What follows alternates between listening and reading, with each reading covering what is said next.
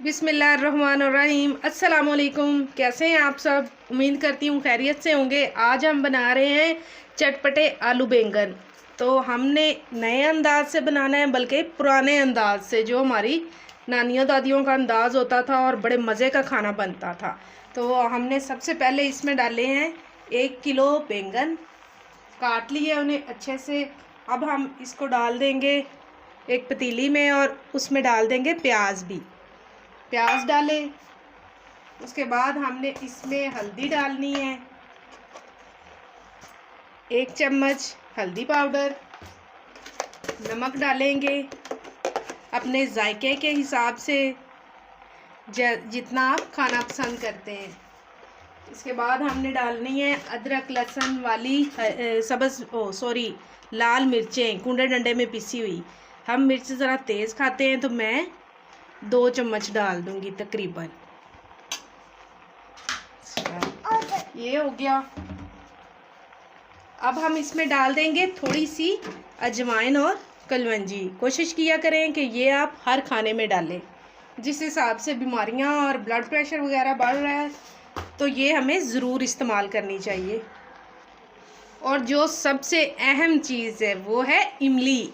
इमली भी हम इसमें डाल देंगे। ये तकरीबन 1 चम्मच है। इसकी गुठलियाँ आसानी से निकल आती हैं, आपने परेशान नहीं होना और ऐसे ही इसको डाल देना है। साथ हम इसमें डाल देंगे थोड़ा सा पानी। ये हमने 2-3 घूंट हमने पानी डाल दिया। अब हमने इसको कुछ भी नहीं करना और इसको ढक देना है ऊपर से।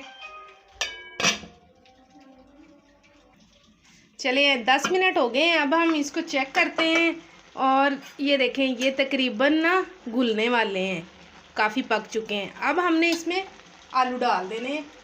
आधा किलो आलू है।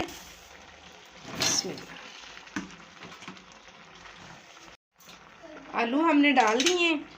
इसको हम अच्छे से मिक्स करते हैं। अभी हमने इसमें घी नहीं डालना, आपने डाला ज़हन में रखना है आपने। ये 5 मिनट आलूओं को ज़रा इसमें पकेंगे, फिर हम इसको देखते हैं कि आगे क्या करना है। इसको हम 5 मिनट के लिए ढाँप देते हैं। ये देखें, 5 मिनट बाद जब हमने इसको देखा तो ये तकरीबन पकने वाली है। अब हमने इसमें ऑयल डालना है। ऑयल हमने तकरीबन 1 कप डालना है और अब हमने इसको भूनना है।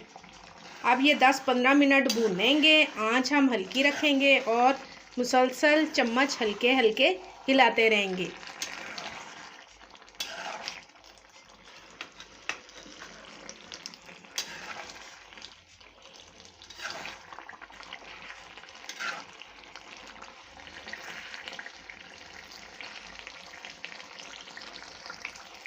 ये देखें, तकरीबन 10-15 मिनट मैंने इसको भून लिया है। सालन हमारा पक चुका है, उसने घी भी छोड़ दिया है। अब इसके ऊपर आप चाहें तो धनिया डाल लें। मैंने सूखी मेथी डाली है। ये सेहत के लिए भी बहुत अच्छी है और फ़ायदे भी इसके बहुत हैं।